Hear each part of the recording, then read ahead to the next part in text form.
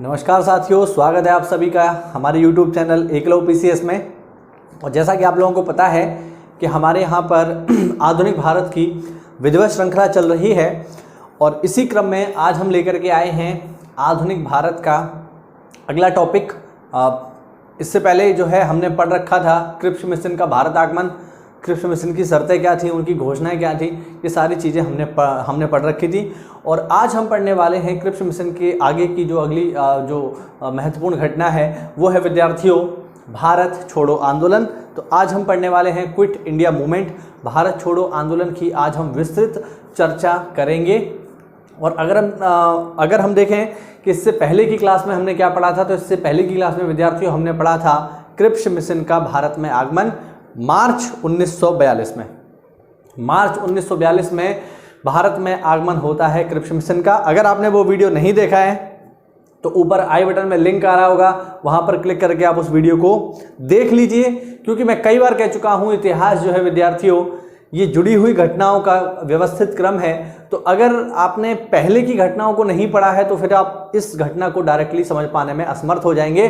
तो बहुत जरूरी है कि इस वीडियो को देखने से पहले आप इससे पहले का यानी जो क्रिप्स मिशन का वीडियो है उसे ज़रूर देखिए। तो चलिए बिना किसी देरी के हम इसे शुरू करते हैं। यहाँ पर तो टॉपिक है हमारा क्विट इंडिया मूवमेंट, भारत छोड़ो आंदोलन। तो विद्यार्थियों भारत छोड़ो आंदोलन को समझने से पहले हम थोड़ा इसकी पृष्ठभूमि समझ लेते हैं। लास्ट क्लास को थोड़ा सा रिवाइज कर लेते हैं। लास्ट क्लास में हमने पढ़ा था बच्चों 23 मार्च 1942 को स्टैनफोर्ड क्रिप्स की अध्यक्षता में क्रिप्स मिशन भारत आता है और अपनी रिपोर्ट्स लगाता है। भारत में क्रिप्स मिशन क्यों आया, तो हम जानते हैं कि क्रिप्स मिशन के भारत में आने का जो सबसे प्रमुख कारण था वो था द्वितीय विश्व युद्ध में भारतीयों का सहयोग प्राप्त करना। क्योंकि सेकेंड वर्ल्ड वॉर चल रहा है और भारतीय लोग ब्रिटेन को समर्थन नहीं दे रहे हैं, ब्रिटेन का सहयोग नहीं कर रहे हैं। तो ये एक प्रमुख कारण था। तो भारतीयों का सहयोग हासिल करने के लिए ब्रिटिश सरकार ने क्रिप्स मिशन को भारत में भेजा। अब क्रिप्स जो मिशन था उसने अपनी रिपोर्ट्स लगाई और उन रिपोर्ट्स को पूरी तरह से कांग्रेस ने अस्वीकार कर दिया। वो रिपोर्ट्स क्या थी ये आपको वीडियो में देखने पर पता चल जाएगा। तो ये सारी घटनाएं यहाँ पर चल रही हैं। द्वितीय विश्व युद्ध में जापान का प्रभाव बढ़ता जा रहा है और भारतीय लोग किसी भी कीमत पर सहयोग करने को तैयार नहीं हैं। तो ऐसी स्थिति में भारतीय समाज जो है काफ़ी समस्या में है, काफ़ी दिक्कतों से गुजर रहा है। और अगर हम देखें विद्यार्थियों तो युद्ध के कारण, चूंकि युद्ध चल रहा है, द्वितीय विश्व युद्ध चल रहा है, तो युद्ध के कारण भारत में भयानक महंगाई है। युद्ध की वजह से, सेकेंड वर्ल्ड वॉर की वजह से भारत में भयानक महंगाई है। महंगाई इसलिए है क्योंकि भारत में जो भी अन्न होता है उसे ब्रिटिश सरकार भेज देती है अपने सैनिकों के लिए। तो भारत में बहुत ज़्यादा महंगाई है, खाने की चीज़ों की बहुत ज़्यादा महंगाई है, नमक पर जो है टैक्स लिया जा रहा है यहाँ पर। तो बहुत सारी समस्याओं का सामना कर रहे हैं भारतीय लोग इस युद्ध की वजह से। महंगाई का सामना यहाँ पर उन्हें करना पड़ रहा है। और स्थिति ये है कि लोगों के मन में ये धारणा है इस समय पर, भारत छोड़ो आंदोलन के समय से हम थोड़ा सा पहले की बात कर रहे हैं, तो द्वितीय विश्व युद्ध के समय पर लोगों के मन में ये धारणा जन्म ले चुकी है कि अब शीघ्र ही अंग्रेज भारत को छोड़ करके चले जाएंगे। यानी इस द्वितीय विश्व युद्ध ने भारत की आज़ादी में एक महत्वपूर्ण भूमिका अदा की है। ये कहना गलत नहीं होगा कि द्वितीय विश्व युद्ध का भारत की आज़ादी में एक महत्वपूर्ण रोल है। अगर द्वितीय विश्व युद्ध इस समय पर नहीं होता तो निश्चित रूप से भारत की आज़ादी का वर्ष 1947 नहीं होता, थोड़ा आगे बढ़ जाता निश्चित रूप से। तो ये बहुत ही महत्वपूर्ण है second world war. Second world war ने आधुनिक भारत के इतिहास में बहुत ही महत्वपूर्ण भूमिका अदा की है। द्वितीय विश्व युद्ध की वजह से पूरे भारत में महंगाई का आलम है, चारों ओर महंगाई है, क्योंकि जो ब्रिटिश सैनिक हैं उनके लिए भारत से खाना भेजा जा रहा है। दूसरी बात यह है कि चारों ओर अराजकता की स्थिति है। ब्रिटेन सरकार चाहती है कि भारतीय लोग युद्ध में हमारा साथ दें, लेकिन भारतीय लोग युद्ध में साथ देने को तैयार नहीं है। दूसरी चीज़ ये भी है यहाँ पर कि लोगों के मन में ये भरोसा आ गया है कि अब ब्रिटिश सरकार लंबे समय तक चलने वाली नहीं है, कुछ ही समय में ब्रिटिश सरकार समाप्त हो जाएगी। इसीलिए ऐसे में लोगों ने क्या किया, लोगों ने बैंकों में जमा अपने रुपयों को निकालना शुरू कर दिया। डाकखाने में जो लोगों के रुपए जमा थे उन्होंने निकालना शुरू कर दिया, बैंकों में जो लोगों के रुपए जमा थे उन्होंने निकालना शुरू कर दिया। क्यों निकालना शुरू कर दिया विद्यार्थियों? तो इसलिए निकालना शुरू कर दिया कि लोगों के मन में ये भरोसा आ गया कि कि अब कुछ ही समय बाद ब्रिटेन शासन जो है, ब्रिटिश शासन समाप्त हो जाएगा, और जब ब्रिटेन का शासन ही समाप्त हो जाएगा तो ये जो अंग्रेजी बैंक यहाँ पर लगी हुई हैं ये कैसे टिकेंगी, तो हमारा पैसा कहीं डूब ना जाए युद्ध के दौरान। इस वजह से लोगों ने अपना रुपया निकालना शुरू कर दिया। तो इस वजह से अर्थव्यवस्था भी यहाँ पर बहुत ज़्यादा गड़बड़ है। भारतीय लोग सहयोग करने को तैयार नहीं है, चारों ओर महंगाई है, और ब्रिटिश सरकार ने भी यहाँ पर दोहरा रवैया जो है अपनाया है लोगों के लिए। अगर हम देखें तो बहुत सारे स्थानों पर, बात करें म्यांमार की, तो म्यांमार पर जो सेकेंड वर्ल्ड वॉर के दौरान म्यांमार में जो अंग्रेजी लोग वहाँ पर थे उनको तो आसानी से वहाँ से निकाल लिया गया, लेकिन जो वहाँ पर भारतीय सैनिक थे उनको नहीं निकाला गया। तो ये भी एक दोहरा चरित्र देखने को मिला हमें ब्रिटिश सरकार का। इन सब घटनाओं की वजह से लोगों के मन में ये भरोसा आ गया कि ब्रिटिश सरकार का अंत अब निकट है और कुछ ही समय में ब्रिटिश सरकार यहाँ से समाप्त हो जाएगी। अब इन सब गतिविधियों की वजह से कांग्रेस के मन में ये विचार आया कि यही वो समय है जब हमें एक निर्णायक आंदोलन करना चाहिए। बात समझ पा रहे हैं ना, क्या स्थिति चल रही है? सेकेंड वर्ल्ड वॉर में स्थिति ये है, बहुत ज़्यादा महंगाई हो गई है, लोगों के मन में ये भरोसा आ गया है कि ब्रिटेन शासन है वो ख़त्म होने वाला है, इसलिए लोगों ने बैंकों से, डाक खाने से अपने रुपए बाहर निकालने शुरू कर दिए। ब्रिटेन का भी जो रवैया है वो दोहरा है, यानी अपने लोगों के साथ अलग तरीके का व्यवहार करते हैं और भारतीय और अन्य लोगों के साथ अलग तरीके का व्यवहार करते हैं। दूसरा, भारत के जो लोग हैं वो पूरी तरीके से इस बात को समझ चुके हैं कि अंग्रेज धूर्त हैं और वह युद्ध में अगर हम उनका साथ देते हैं तो हमें इसका कोई भी लाभ नहीं होने वाला है। तो ये सारी चीज़ें यहाँ पर चल रही हैं। इन चीज़ों को देखते हुए कांग्रेस ने ये विचार किया कि अब ये बिल्कुल सही समय है एक निर्णायक आंदोलन चलाने का, और इस समय में अगर कोई आंदोलन चलाया जाता है, क्योंकि ब्रिटेन सरकार कमज़ोर है, तो ऐसे में हम कोई आंदोलन चलाएं तो निश्चित रूप से वो आंदोलन सफल हो जाएगा। विद्यार्थियों, इन्हीं चीज़ों को ध्यान में रखते हुए गांधी जी ने अपने प्रयासों को शुरू किया। अब जैसा कि हम जानते हैं कि प्रारंभिक अवस्था में जापान का प्रभाव बहुत तेज़ी से बढ़ता जा रहा है। जापान बहुत तेज़ी से बढ़त बना रहा है, मुख्य रूप से दक्षिण एशियाई देशों में, चाहे वो चीन हो, चाहे वियतनाम हो, चाहे ताइवान हो, चाहे ऑस्ट्रेलिया हो, चाहे न्यू गिनी हो, इन सभी देशों में अपनी बढ़त बना रहा है जापान। और स्थिति ये है कि जापान भारत की ओर बढ़ रहा है। जापान ने अंडमान निकोबार द्वीपों पर कब्जा कर लिया और उन द्वीपों को सौंप दिया आज़ाद हिंद फौज को, और आज़ाद हिंद फौज ने ही उनका नाम रखा शहीद द्वीप और स्वराज द्वीप। और आज़ाद हिंद फौज के अध्यक्ष कौन थे? सबको पता है, सुभाष चंद्र बोस। इसको हम आज़ाद हिंद फौज वाले चैप्टर में पढ़ेंगे। तो जापानी आर्मी ने कब्जा कर लिया है अंडमान निकोबार पर। जापानी आर्मी जो है नागालैंड तक पहुंच चुकी है, नागालैंड तक आप अंदाजा लगाइए, यानी अब बस भारत में आक्रमण होना है। तो स्थिति ये है कि जापान का प्रभाव बहुत तेजी से बढ़ता जा रहा है, और इन्हीं सब घटनाओं के बीच 5 जुलाई 1942 को, इन्हीं सब घटनाओं के बीच 5 जुलाई 1942 को गांधी जी हरिजन पत्रिका में एक लेख लिखते हैं। गांधी जी 5 जुलाई 1942 को हरिजन पत्रिका में एक लेख लिखते हैं, और वो उस लेख में लिखते हैं कि अंग्रेजों को 5 जुलाई 1942 को गांधी जी हरिजन पत्रिका में एक लेख लिखते हैं, और उस लेख में वो बताते हैं कि अंग्रेजों को भारत जापानियों के लिए नहीं छोड़ना चाहिए। इस पत्रिका में वो लिखते हैं कि अंग्रेजों, भारत को जापानियों के लिए मत छोड़ो, बल्कि भारत को भारतीयों के लिए छोड़ करके चले जाओ। उनका कहना था कि आप हमें तत्काल छोड़ दीजिए, हम जैसे भी होगा अपनी सुरक्षा खुद करने में सक्षम हैं, हम अपनी सुरक्षा खुद कर लेंगे, बस आप हमें छोड़ करके चले जाओ। तो हरिजन पत्रिका में गांधी जी लिखते हैं कि अंग्रेजों, भारत को जापानियों के लिए मत छोड़ो। ये कोड बहुत इंपॉर्टेंट है, ध्यान रखिएगा। तो गांधी जी यहाँ पर लिखते हैं इस हरिजन पत्रिका में कि अंग्रेजों, भारतीयों को जापानियों के लिए मत छोड़ो, भारत को जापानियों के लिए मत छोड़ो, बल्कि इसे भारतीयों के लिए छोड़ करके चले जाओ। यानी एक तरीके से उन्होंने आह्वान कर दिया कि अंग्रेजों, भारत को छोड़ करके आप चले जाओ, हम अपनी सुरक्षा स्वयं कर लेंगे। तो हरिजन पत्रिका में गांधी जी लिखते हैं कि अंग्रेजों, भारत को जापान के लिए मत छोड़ो बल्कि इसे भारतीयों के लिए छोड़ करके चले जाओ। तो गांधी जी ने एक तरीके से घोषणा कर दी अंग्रेजों के खिलाफ कि आप हमें छोड़ करके चले जाइए। और इन्हीं सब घटनाओं के बीच में 14 जुलाई 1942 को वर्धा में एक मीटिंग होती है और उसे हम कहते हैं वर्धा प्रस्ताव। तो देखिए ये जो घटनाक्रम है थोड़ा सा सैद्धांतिक ज़्यादा है ना, बात समझने का प्रयास कीजिए। ये जो टॉपिक है भारत छोड़ो आंदोलन, ये फैक्चुअल कम है, सैद्धांतिक ज़्यादा है। तो इसमें सिद्धांत हैं जिनको आपको समझना पड़ेगा। गांधीवाद के सिद्धांत इसमें छिपे हुए हैं, भारत के लोगों की भावनाएं इसमें छुपी हुई हैं। तो ये समझने वाला टॉपिक है। ये टॉपिक जो है आपका मेंस परीक्षा के लिए बेहद ही महत्वपूर्ण हो जाता है ना। जैसे आरओ का मेंस हो गया, बीओ का मेंस हो गया, पीसीएस का मेंस हो गया, तो वहां जब ऐसे राइटिंग आती है तो वहां ये टॉपिक जो है आपके काम आने वाले हैं।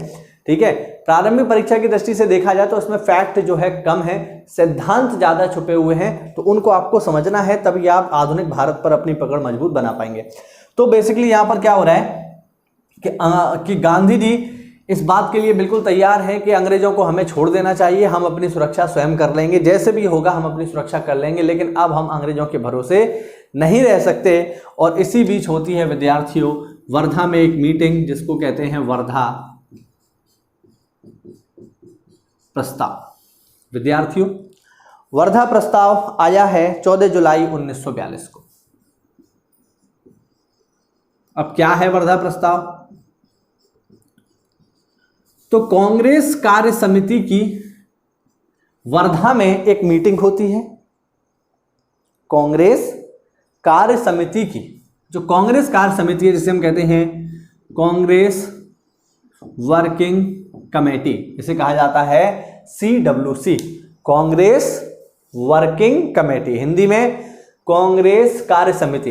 तो कांग्रेस कार्य समिति की वर्धा में एक मीटिंग होती है और इस मीटिंग में गांधी जी भारत छोड़ो का प्रस्ताव रखते हैं।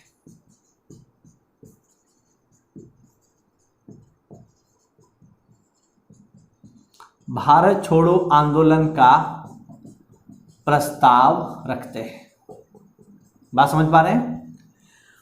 तो वर्धा में CWC की एक मीटिंग होती है। CWC यानी कांग्रेस वर्किंग कमेटी, हिंदी में कांग्रेस कार्य समिति। ठीक है, तो वर्धा में कांग्रेस कार्य समिति की मीटिंग होती है और इस कांग्रेस कार्य समिति की मीटिंग में गांधी जी भारत छोड़ो आंदोलन का प्रस्ताव कांग्रेस कार्य समिति के सामने रखते हैं, जिसे कांग्रेस कार्य समिति प्रारंभिक अवस्था में अस्वीकार कर देती है। ध्यान रखना, जब पहली बार गांधी जी ने भारत छोड़ो आंदोलन का प्रस्ताव कांग्रेस के सामने रखा तो CWC ने इसे अस्वीकार कर दिया। विद्यार्थियों, CWC ने कहा नहीं, ये तो बेकार प्लान है, युद्ध की स्थिति में हमें ऐसी कोई अव्यवस्था अंग्रेजों के सामने नहीं लेकर के आनी है जिससे भारत में पूरा कानून का शासन बिगड़ जाए। कांग्रेस कार्य समिति को लगता था कि अगर हम ऐसे समय पे जब युद्ध चल रहा है और चारों ओर अराजकता है और हम भी इसमें शामिल हो जाएं तो फिर देश तो गड़बड़ हो जाएगा। लेकिन गांधी जी का विचार इससे अलग था। गांधी ने कहा नहीं, यही समय है भारत छोड़ो आंदोलन चलाने का।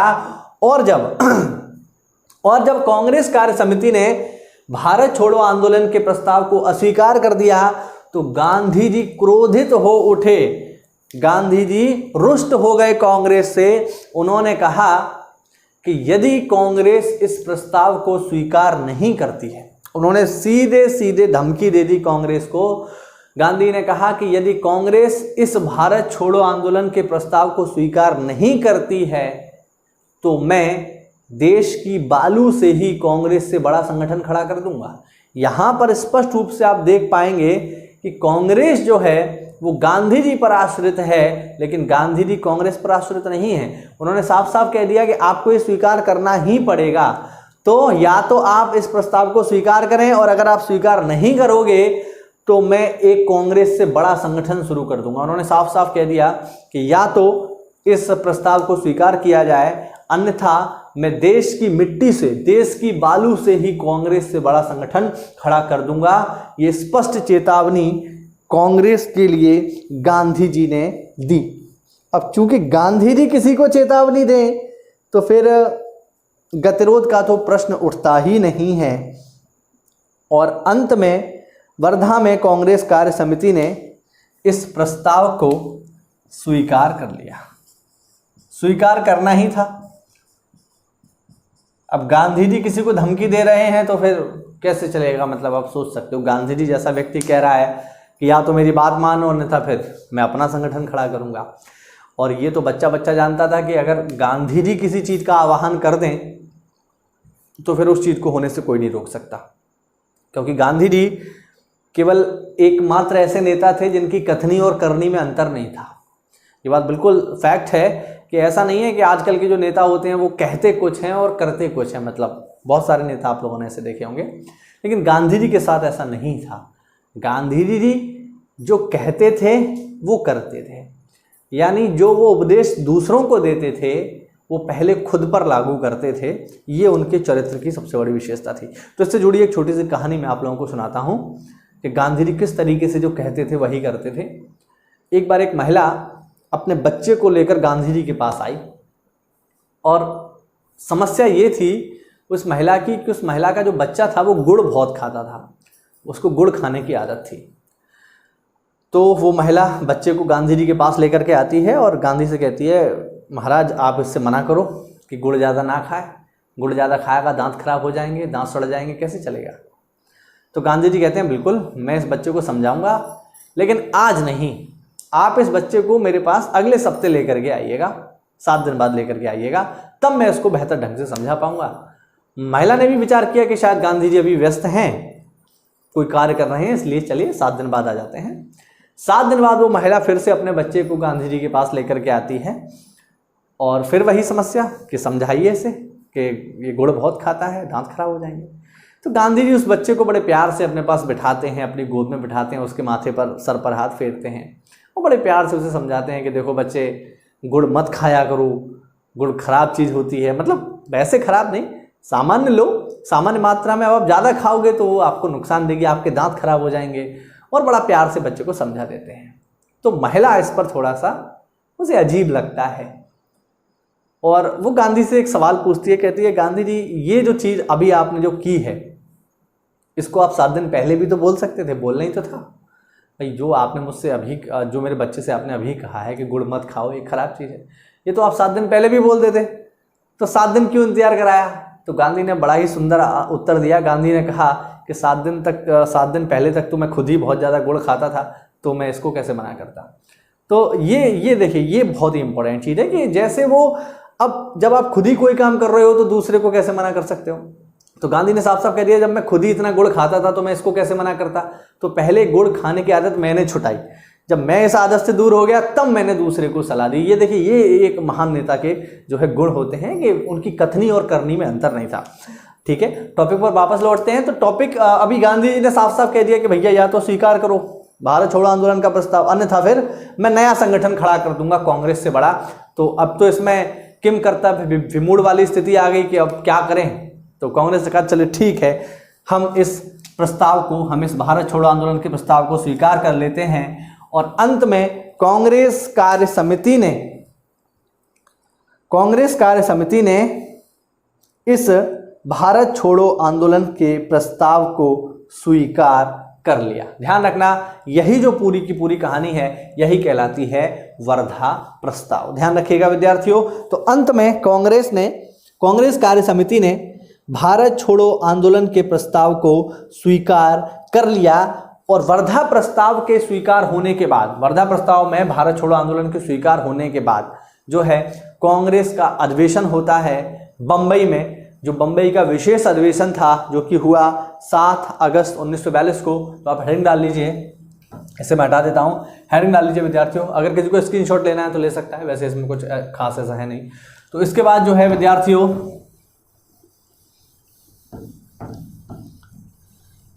इसके बाद होता है विद्यार्थियों बंबई में कांग्रेस का विशेष अधिवेशन। तो हेडिंग डाल लें, बंबई अधिवेशन 1942। तो वर्धा प्रस्ताव में भारत छोड़ो आंदोलन का प्रस्ताव स्वीकार होने के बाद बंबई में कांग्रेस का अधिवेशन हुआ। बंबई कांग्रेस अधिवेशन कब हुआ है? 7 अगस्त 1942 को। स्थान, तो स्थान बताने की आवश्यकता नहीं है, जब बंबई अधिवेशन है तो बंबई में ही होगा। अध्यक्ष इसके देख लीजिए, अध्यक्ष कौन है? तो अध्यक्ष हैं इस कांग्रेस अधिवेशन के मौलाना अबुल कलाम आजाद। मौलाना आजाद हम इन्हें कह सकते हैं, पूरा नाम है मौलाना अबुल कलाम आजाद। तो बंबई कांग्रेस अधिवेशन वर्धा प्रस्ताव के बाद हुआ 7 अगस्त 1942 को। कहाँ हुआ? बंबई में हुआ। अच्छा, बंबई में कहाँ हुआ? तो बंबई के ग्वालियर टैंक मैदान में हुआ, ये भी ध्यान रखें। यह अधिवेशन कहाँ हुआ है? बंबई के ग्वालियर टैंक मैदान में। बंबई के ग्वालियर टैंक मैदान में 7 अगस्त 1942 को कांग्रेस का विशेष अधिवेशन संपन्न हुआ। विशेष इसलिए है क्योंकि सामान्य अधिवेशन कब होते हैं? दिसंबर महीने में। ये दिसंबर से पहले हुआ है, अगस्त में तो विशेष है। तो विशेष अधिवेशन हुआ है 7 अगस्त 1942 को बंबई में, जिसके अध्यक्ष रहे मौलाना आजाद। और विद्यार्थियों, इसी अधिवेशन में जवाहरलाल नेहरू ने, इसी अधिवेशन में जवाहरलाल नेहरू ने भारत छोड़ो आंदोलन का प्रस्ताव रखा पूरी कांग्रेस के सामने। अब देखिए, ये बात थोड़ी समझने वाली है।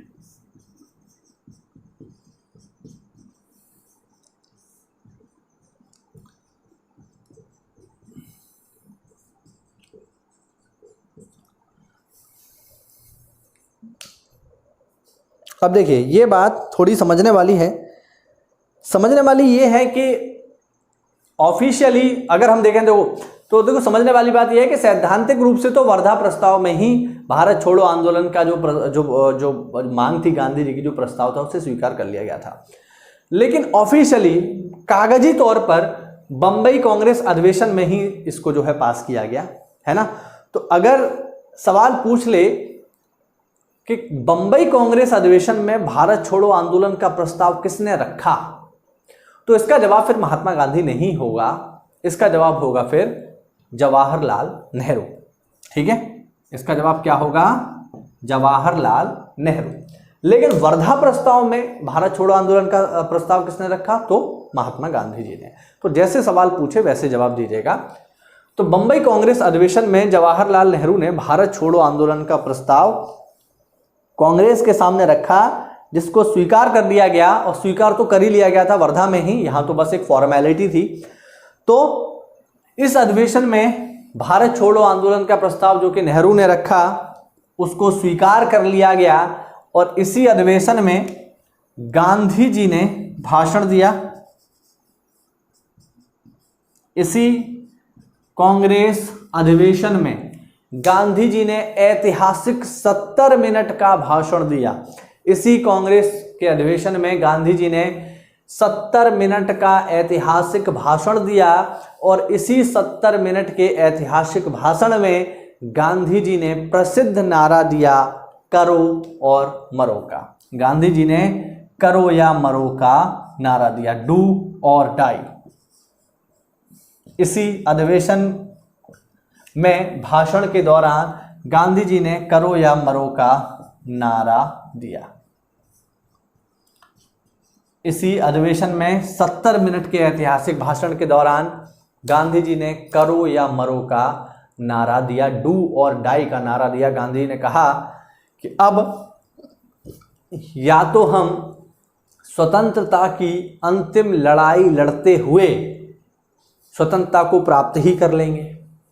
गांधी ने कहा कि या तो हम स्वतंत्रता की अंतिम लड़ाई लड़ते हुए स्वतंत्रता पा ही लेंगे, अन्यथा स्वतंत्रता की अंतिम लड़ाई लड़ते हुए देश पर न्यौछावर हो जाएंगे, अपने प्राणों का परित्याग कर देंगे।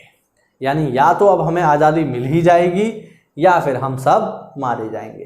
तो गांधी जी ने ऐतिहासिक भाषण दिया 70 मिनट का। और इसी ऐतिहासिक भाषण के दौरान गांधी ने प्रसिद्ध नारा दिया, करो या मरो का, डू और डाई का।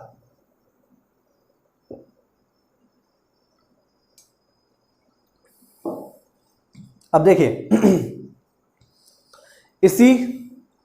इसी भाषण को जो पट्टाभी सीतारमैया हैं उन्होंने इस भाषण के संदर्भ में लिखा कि जब गांधी जी भाषण दे रहे थे, जब ये 70 मिनट का ऐतिहासिक भाषण चला, तो कांग्रेस के जो इतिहासकार के रूप में जाने जाते हैं पट्टाभी सीतारमैया, उन्होंने गांधी जी के इस भाषण के संदर्भ में लिखा है कि भाषण देते समय ऐसा लग रहा था जैसे गांधी जी के ऊपर कोई दैवीय शक्ति उनके ऊपर आ गई है, कोई दैवीय शक्ति उनके ऊपर विद्यमान है और इस समय वो अवतार जैसे प्रतीत हो रहे हैं। तो गांधी जी के इस भाषण के दौरान पट्टाभी सीतारमैया ने कहा कि गांधी जी कोई साधारण पुरुष नहीं बल्कि एक अवतार की तरह यहाँ कार्य कर रहे हैं। और इसी भाषण के दौरान गांधी जी ने भारत छोड़ो आंदोलन के निर्देश भी दिए। ठीक है, इसी आंदोलन के दौरान गांधी जी ने भारत छोड़ो आंदोलन के दौरान लोगों को क्या करना है क्या नहीं करना है इसके निर्देश भी दिए कि ये आंदोलन आखिरकार कैसे चलेगा।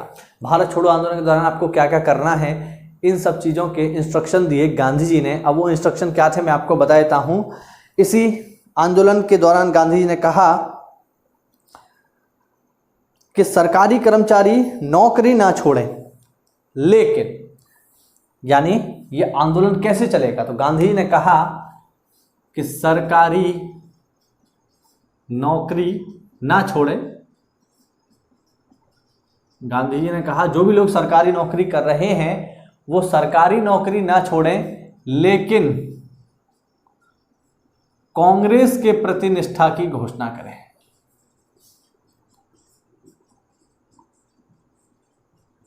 यानी सरकार के प्रति जो निष्ठा है उसे छोड़ दें और अपनी निष्ठा कांग्रेस के प्रति जाहिर करें। यानी जो लोग सरकारी नौकरी कर रहे हैं वो नौकरी ना छोड़ें, ऐसा नहीं है कि नौकरी छोड़ दें, नौकरी ना छोड़ें, लेकिन कांग्रेस के प्रति अपनी निष्ठा की घोषणा करें। ये साफ साफ कह रहे हैं कि हमारी जो निष्ठा है वो कांग्रेस के लिए है, ब्रिटिश सरकार के लिए हमारी कोई भी निष्ठा नहीं है। दूसरा, जितने भी राजा महाराजा हैं, दूसरा जो निर्देश दिया गांधी जी ने वो राजा महाराजाओं के लिए था। उन्होंने कहा जितने भी राजा महाराजा हैं,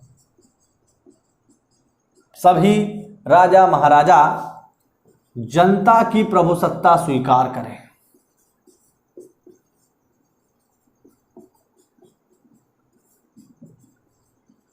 राजा महाराजाओं के लिए उन्होंने निर्देश दिया कि जितने भी राजा महाराजा हैं इस समय में वो सब जनता को अपना सर्वे सर्वा मान लें और अभी तक जो उनकी निष्ठा, जो राजाओं की निष्ठा अंग्रेजों के प्रति है, उसका त्याग करके जनता को अपना माई बाप स्वीकार कर लें, जनता को अपना सर्वे सर्वा मान लें, जनता को अपना ईश्वर घोषित कर दें और जनता की सत्ता को स्वीकार करें। छात्रों के लिए अगर हम देखें गांधी ने क्या कहा, तो छात्रों के लिए अगर देखा जाए कि छात्रों के लिए गांधी जी के क्या आदेश थे, तो गांधी ने छात्रों के लिए कहा कि पढ़ाई तभी छोड़ें जब तक, मतलब पढ़ाई तभी छोड़ें जब अंत तक गांधी जी ने छात्रों के लिए कहा कि पढ़ाई तभी छोड़ें जब तक आज़ादी प्राप्त ना हो जाए। मतलब पढ़ाई तब तक छोड़ें, ये इतना कॉम्प्लिकेटेड क्यों हो रहा है, पढ़ाई तभी तक छोड़ें जब अंत तक आज़ादी की लड़ाई में भाग लेना सुनिश्चित हो जाए।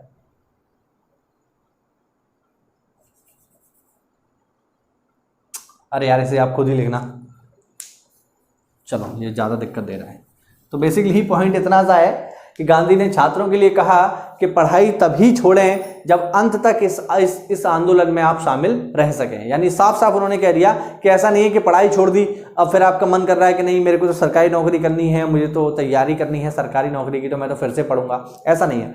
छात्रों के लिए उन्होंने कहा कि पढ़ाई तभी तक छोड़ें, मतलब पढ़ाई तभी छोड़ें जब अंत तक, आज़ादी तक आप इस आंदोलन में भाग लेने की ताकत रखते हो। साफ साफ उन्होंने कह दिया था कि छात्र इस आंदोलन में शामिल हो सकते हैं, बिल्कुल और छात्र शामिल हुए भी, लेकिन उनका कहना था कि छात्र वही शामिल हों जो अंत तक आज़ादी की लड़ाई में शामिल रह सकें। ऐसा ना हो कि साल 6 महीने में ही उनको अपनी पढ़ाई दोबारा याद आ जाए या उनको ऐसा महसूस होने लगे कि नहीं हमें तो सरकारी नौकरी चाहिए तो हमें पढ़ाई पूरी करनी पड़ेगी। ऐसा बिल्कुल भी नहीं था। तो छात्र भी इसमें शामिल हो गए, राजा महाराजाओं को भी उन्होंने शामिल कर लिया और इस तरीके से इसकी योजना जो है शुरू हुई। ये सारे के सारे प्लान जो है यहाँ पर गांधी ने तैयार कर लिए। अब ये सब बिल्कुल रेडी हो गया कि आंदोलन कैसे होगा, क्या होगा, सारी चीज़ें यहाँ पर तैयार हो गई। अब ऐसा नहीं है कि केवल गांधी जी या कांग्रेस ही तैयारी कर रही थी, अंग्रेज भी इन चीज़ों पर पूरी दृष्टि बनाए हुए थे, पूरी निगाह बनाए हुए थे। और अंग्रेज बिल्कुल नहीं चाहते थे कि इस युद्ध के माहौल में, इस युद्ध के दौर में कोई अप्रिय घटना हो जाए। इसलिए उन्होंने तय किया कि वो इस आंदोलन को नहीं चलने देंगे। और विद्यार्थियों, ये आंदोलन शुरू हो पाता, ठीक है, और ये आंदोलन शुरू हो पाता उससे पहले ही कांग्रेस के सभी बड़े नेताओं को गिरफ्तार कर लिया गया। विद्यार्थियों, ये आंदोलन शुरू हो पाता, भारत छोड़ो आंदोलन शुरू हो पाता उससे पहले ही कांग्रेस के सभी नेताओं को गिरफ्तार कर लिया और 9 अगस्त 1942 को ऑपरेशन जीरो आवर चलाकर, ये ध्यान रखिएगा, ऑपरेशन जीरो आवर, पेपर में पूछा गया प्रश्न है ये, ऑपरेशन जीरो आवर का संबंध किस आंदोलन से है? तो 9 अगस्त 1942 को ऑपरेशन जीरो आवर के तहत सभी नेताओं को गिरफ्तार कर लिया गया। कांग्रेस के सभी नेता गिरफ्तार कर लिए गए ऑपरेशन जीरो आवर के तहत। ये ध्यान रखिएगा, इंपॉर्टेंट है ऑपरेशन जीरो आवर, ठीक है, ऑपरेशन जीरो आवर काफी महत्वपूर्ण है। तो आंदोलन शुरू हो पाता उससे पहले ही 9 अगस्त 1942 को ऑपरेशन जीरो आवर चलाकर कांग्रेस के सभी नेता गिरफ्तार कर लिए गए और इन सबको जेल में भेज दिया गया। अब किसको कहां भेजा गया, ये इंपॉर्टेंट है, ये आपसे पेपर में पूछता है। तो देखो जरा कौन कहां हुआ।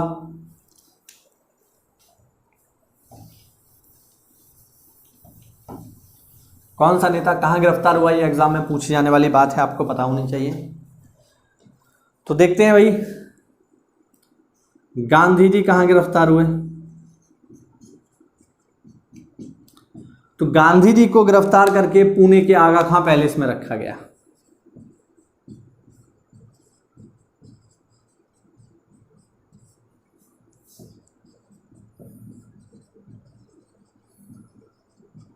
ठीक है, गांधी जी को गिरफ्तार करके पुणे के आगा खां पैलेस में रखा गया। हालांकि गांधी जी अकेले नहीं थे, गांधी जी के साथ उनकी पत्नी कस्तूरबा और सरोजनी नायडू भी पुणे के आगा खां पैलेस में ही नजरबंद थी। बात करें जवाहरलाल नेहरू की, तो विद्यार्थियों जवाहरलाल नेहरू को अल्मोड़ा जेल में बंद किया गया। अल्मोड़ा उत्तराखंड में एक पर्वतीय स्थल है अल्मोड़ा, वहां पर कैद रहे जवाहरलाल नेहरू। डॉक्टर राजेंद्र प्रसाद को अगर हम देखें कहां कैद थे ये,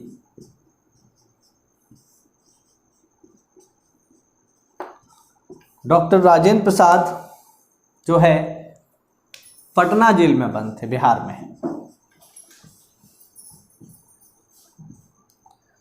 इसके अतिरिक्त अगर हम देखें जयप्रकाश नारायण, दीनबंधु जयप्रकाश नारायण, लोकनायक इन्हें कहा जाता है। तो जयप्रकाश नारायण बंद थे हजारीबाग सेंट्रल जेल में, हजारीबाग सेंट्रल जेल में। और जयप्रकाश नारायण ही वो व्यक्ति थे जो हजारीबाग सेंट्रल जेल तोड़ करके भाग गए थे। ध्यान रखिएगा, बस पूछा जाता है कि भारत छोड़ो आंदोलन के समय में कौन से वो नेता थे जो हजारीबाग सेंट्रल जेल को तोड़ करके फरार हो गए थे? तो वो नेता थे विद्यार्थियों जयप्रकाश नारायण, जिन्हें लोक नायक जयप्रकाश नारायण कहा जाता है। तो जयप्रकाश नारायण हजारीबाग सेंट्रल जेल में थे, डॉक्टर राजेंद्र प्रसाद पटना जेल में थे, जवाहरलाल नेहरू अल्मोड़ा जेल में थे और गांधी जी अपनी पत्नी के साथ पुणे के आगा खां पैलेस में बंद थे। अब आप देख सकते हैं कोई नेता बड़ा तो यहां बचा नहीं सारे के सारे नेता जो हैं वो जेलों में बंद हैं। तो आखिरकार ये आंदोलन चला कैसे? तो ये काफी महत्वपूर्ण चीज है। अब सारे के सारे नेता जो है जेल में बंद हैं, कोई भी जनता को मोटिवेट करने के लिए बाहर नहीं है, तो आंदोलन कैसे चला?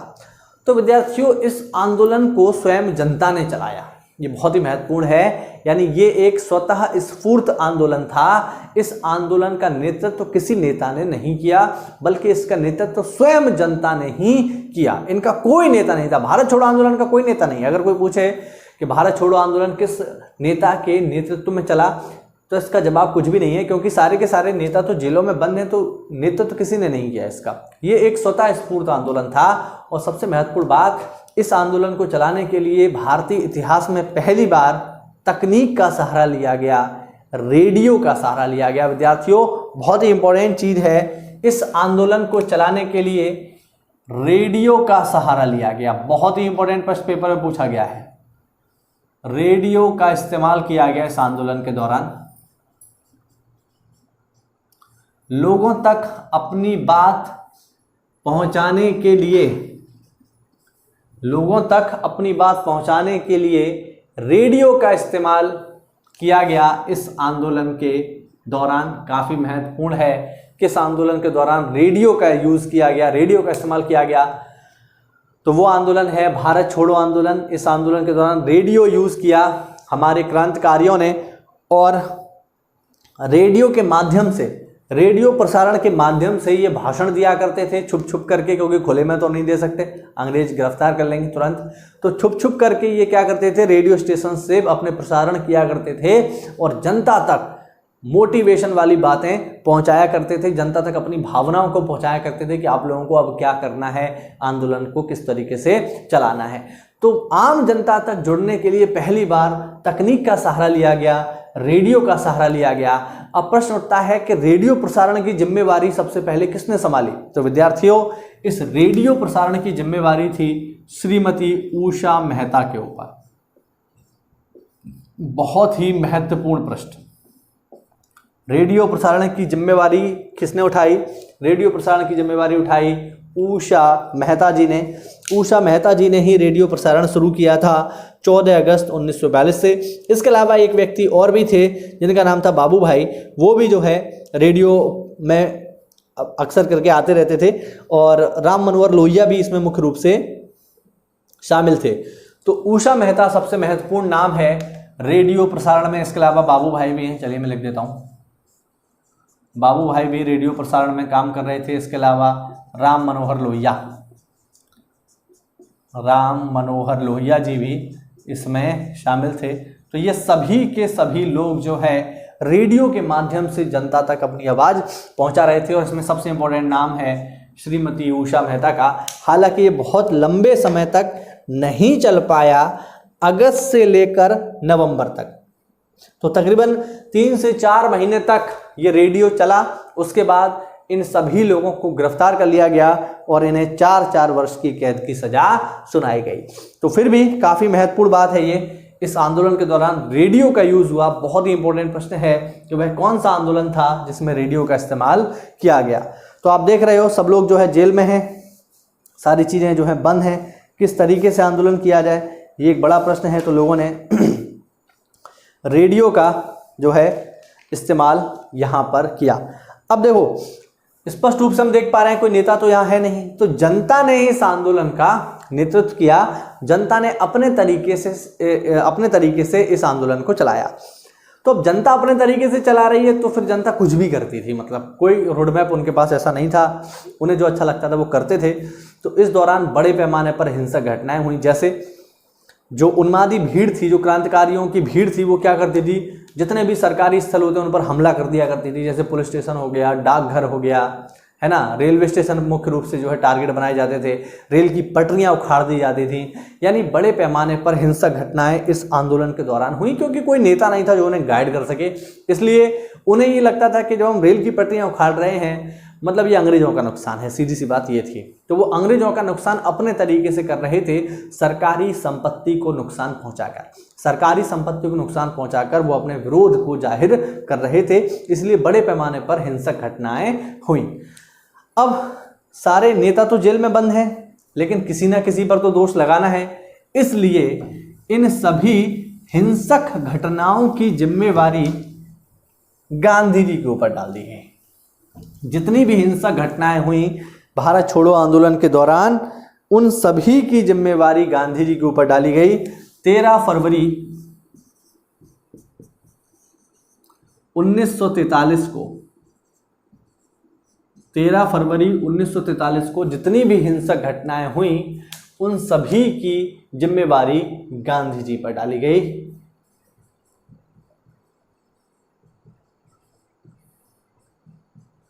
गांधी जी को दोषी बनाया गया। भारत छोड़ो आंदोलन के दौरान जितनी भी हिंसक घटनाएं हुई, उन सभी हिंसक घटनाओं का दोषी गांधी जी को बनाया गया। 13 फरवरी 1943 को स्पष्ट रूप से गांधी जी पर सारी बात डाल दी गई कि आपने ये आंदोलन शुरू किया, इसलिए जितनी भी हिंसक घटनाएं हुई हैं उन सबकी जिम्मेवारी भी आपकी है। अब स्पष्ट रूप से गांधी जी ने इसका विरोध किया। गांधी ने कहा मैं तो भाई जेल में हूं, मुझे तो आप लोगों ने पहले ही जेल में डाल दिया आंदोलन शुरू होने से पहले ही, तो मैं इसका जिम्मेवार कैसे हुआ। लेकिन किसी ना किसी को तो जिम्मेवार बनाना था। तो गांधी जी से बड़ी आदमी कौन हो सकता है जिसने ये सब प्लानिंग किया है। तो अंग्रेजों ने कहा नहीं, आप ही हैं इस घटना के जिम्मेवार। और जब गांधी जी को दोषी बनाया गया, गांधी जी पर यह आरोप लगाया गया, तो गांधी जी ने कहा कि इस आरोप की निष्पक्ष जांच सरकार को करानी चाहिए। ठीक है। तो गांधी जी को जब ये पता चला कि मेरे ऊपर ये सारे के सारे आरोप लगाए जाएंगे, तो गांधी जी ने कहा कि बिल्कुल इस आरोप की जांच होनी चाहिए। इसलिए उन्होंने सरकार से इस बात की मांग की कि मेरे ऊपर जो आरोप लगाए जा रहे हैं इनकी निष्पक्ष जांच होनी चाहिए। लेकिन स्पष्ट सी बात है, सरकार ने इस पर कोई ध्यान नहीं दिया। इससे कुपित होकर 10 फरवरी 1943 से 21 दिन का गांधी जी ने उपवास शुरू किया।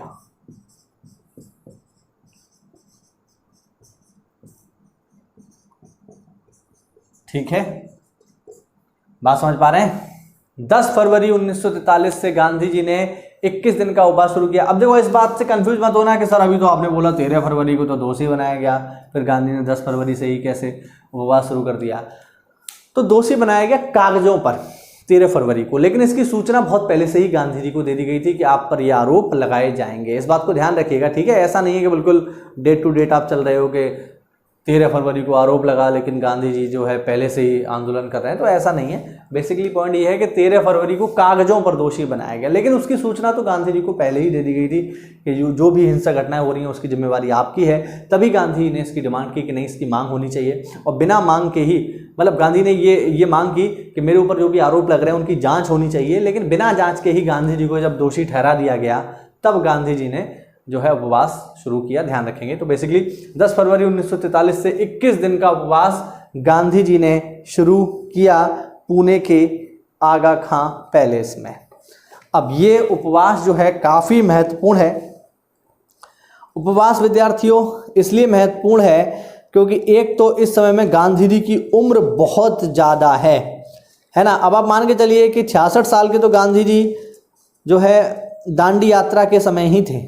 जब दांडी यात्रा हुई उस समय पर जो है गांधी जी तकरीबन 66 साल के थे, और दांडी यात्रा को काफ़ी समय हो गया। दांडी यात्रा हुई है सविनय अवज्ञा आंदोलन के दौरान 1930 में, और ये चल रहा है 1943। यानी इस समय गांधी जी स्पष्ट रूप से 70-75 साल के यहाँ पर इस एज पर हैं। अब स्थिति ये है कि गांधी जी ने जब इस उम्र पर, इतनी एजिड होने पर 21 दिन के उपवास की घोषणा की तो चारों ओर हाहाकार मच गया, है ना। इस समय जो वायसराय थे भारत के, वो थे लॉर्ड लिनलिथगो, ठीक है। इस समय जो वायसराय थे लॉर्ड लिनलिथगो, उन्होंने ये स्पष्ट रूप से कहा कि अगर गांधी जी मरते हैं तो हम उनका अंतिम संस्कार चंदन की लकड़ियों से कराएंगे। यानी स्पष्ट रूप से अंग्रेजों को ये लग रहा था कि गांधी जी 21 दिन का उपवास नहीं कर पाएंगे और 21 दिन का उपवास करने से पहले ही गांधी जी जो है स्वर्गवासी हो जाएंगे, क्योंकि उम्र बहुत ज़्यादा है। लेकिन वो ये बात भूल गए कि ये गांधी जी हैं, ये इतनी आसानी से मरने वालों में से नहीं है, ठीक है। तो गांधी जी ने अपना 21 दिन का उपवास सफलतापूर्वक पूरा किया, ध्यान रखना, ठीक। गांधी जी ने अपना 21 दिन का उपवास सफलतापूर्वक पूरा किया, बिल्कुल सही ढंग से पूरा किया। और इस दौरान पूरे देश में गांधी जी को रिहा करने की मांग उठने लगी, और देश में ही नहीं विदेश में भी गांधी जी को रिहा करने की मांग उठने लगी। और जब दबाव पड़ा विंस्टन चर्चिल पर कि गांधी जी को आपने क्यों जेल में बंद कर रखा है, उन्हें निकालिए, तो चर्चिल ने कहा कि ऐसे समय में जब हम पूरी दुनिया जीत रहे हैं, पूरी दुनिया को हमने झुका रखा है, तो ऐसे समय में हम एक कमबख्त बुढ़े के सामने कैसे झुक सकते हैं। ये शब्द थे विंस्टन चर्चिल के गांधी जी के लिए। गांधी जी के आगे चर्चिल को झुकना बिल्कुल भी मंजूर नहीं था। उसने साफ साफ कह दिया विंस्टन चर्चिल ने कि ऐसे समय में जब हम पूरी दुनिया में विजय हासिल कर रहे हैं द्वितीय विश्व युद्ध में, तो हम एक बुढ़े के सामने कैसे झुक सकते हैं। इसलिए स्पष्ट रूप से उन्होंने गांधी जी का विरोध किया। और चर्चिल के बारे में मैं आपको पहले भी बता चुका हूं कि चर्चिल ने कहा था कि मैं ऐसा प्रधानमंत्री कहलाना पसंद नहीं करूंगा जिसके काल में भारत आज़ाद हुआ हो, और ऐसा हुआ भी, ठीक है ना। उसके काल में भारत को आज़ादी नहीं मिल सकी। तो इस तरीके से सारी चीज़ें चल रही थी। और इन्हीं सब घटनाओं के बीच गांधी जी की बीमारी के कारण 6 मई 1944 को गांधी जी को रिहा कर दिया गया।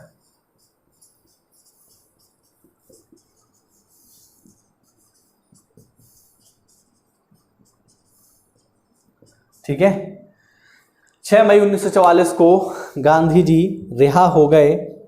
और अगर हम देखें तो ये पूरा का पूरा घटनाक्रम था भारत छोड़ो आंदोलन का। अब इसमें एक छोटी सी घटना और है जो एग्जाम में पूछी जाती है, वो ये कि देखो विद्यार्थियों, भारत छोड़ो आंदोलन के दौरान बहुत सारी जगहें ऐसी थीं जहां से अंग्रेजों का प्रत्यक्ष नियंत्रण समाप्त हो गया। बहुत सारी जगहें ऐसी थीं भारत में जहां से अंग्रेजों का नियंत्रण भारत छोड़ो आंदोलन के दौरान समाप्त हो गया, और उन स्थानों पर लोगों ने खुद की सरकारें स्थापित कर ली। जैसे अगर हम देखें कि वो कौन कौन सी जगह थी जहां पर लोगों ने खुद की सरकारें बना ली, तो भारत छोड़ो आंदोलन के दौरान बहुत सारे क्षेत्रों में समांतर सरकारों की स्थापना हुई। समांतर सरकारों का मतलब ये होता है कि देखो, एक तो सरकार चल रही है अंग्रेजों की, उसी के बराबर में भारतीय लोग अपनी सरकार चला रहे हैं, तो ये समांतर सरकार हो गई, बराबर चलने वाली, जिसमें से एक वैध है और एक अवैध है ना। तो ये एक तरीके से देखा जाए तो अवैध सरकारें थी जिन्हें भारतीय लोगों ने चला रखा था। तो कहां कहां चलाई गई यहां पर देख लेते हैं। तो पहली समांतर सरकार थी बलिया में, ध्यान रखिएगा, महत्वपूर्ण प्रश्न पेपर में पूछा गया है। बलिया में भारत छोड़ो आंदोलन के दौरान बलिया में समानांतर सरकार की स्थापना हुई। अच्छा, किसके नेतृत्व में हुई, तो ये हुई चित्तू पांडे के नेतृत्व में, ध्यान रखना।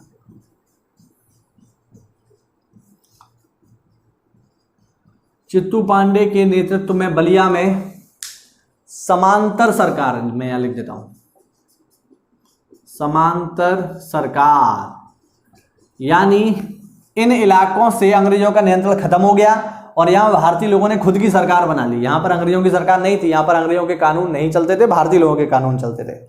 दूसरी सरकार बनी तामलुक में, तामलुक बंगाल में है,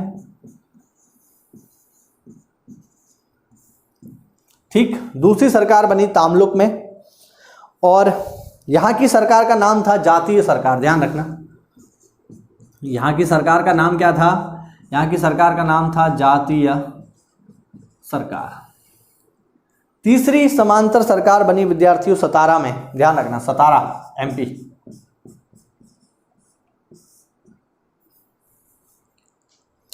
सतारा और 17 में जो सरकार बनी इसको बनाने वाले व्यक्ति थे वाई.वी. चौहान।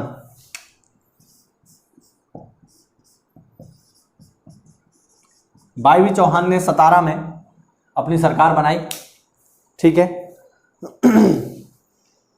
और अगर हम देखें तो 17 में जो सरकार थी ये सबसे लंबी सरकार थी,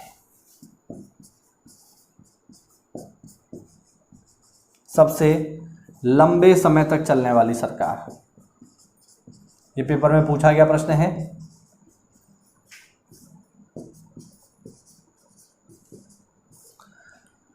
कि बताइए सबसे लंबी समांतर सरकार कहां पर चली, तो उसका आप लोग जवाब देंगे विद्यार्थियों, वो थी 17 में, ठीक। तो ये था विद्यार्थियों हमारा भारत छोड़ो आंदोलन पूरा का पूरा, और आज हमने इसको पढ़ा और ये टॉपिक हमारा समाप्त होता है, ठीक। उम्मीद करता हूँ इस वीडियो लेक्चर में, थोड़ा लंबा वीडियो लेक्चर हो गया, इस वीडियो लेक्चर में आपको कुछ नया सीखने को मिला होगा। तो अगर ऐसा है विद्यार्थियों, अगर आपको कुछ नई जानकारी मिली है तो हमारे चैनल को सब्सक्राइब करें, वीडियो अच्छा लगा हो तो वीडियो को लाइक करें और कमेंट करके बताएं अगर आपकी कोई समस्या हो तो आज के लिए इतना ही रखते हैं विद्यार्थियों, मिलते हैं अगली क्लास में, तब तक के लिए स्टे होम स्टे सेफ, जय हिंद जय भारत।